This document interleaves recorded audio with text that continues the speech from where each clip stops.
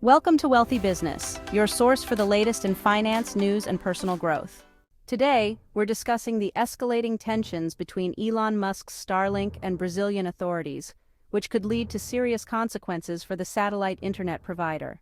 Brazilian telecommunications regulator Anatel is considering sanctions against Starlink, and even the possibility of revoking its license to operate in the country. This comes after Starlink refused to comply with a Supreme Court ruling that ordered the shutdown of X, formerly known as Twitter, in Brazil. The conflict centers around a decision by Justice Alexandre de Moraes to suspend X in Brazil for failing to name a local legal representative, a requirement by law. Despite repeated warnings, Starlink, the only telecom operator in Brazil refusing to comply, has taken a firm stance against this ruling. The suspension of X impacts over 20 million users in Brazil, making it the platform's sixth largest market globally.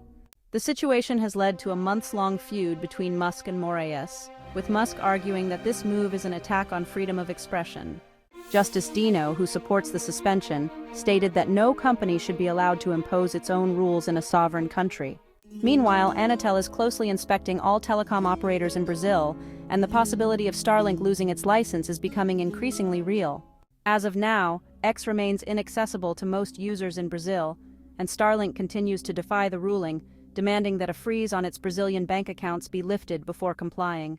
This situation raises important questions about corporate responsibility, freedom of expression, and the power dynamics between global tech giants and national governments.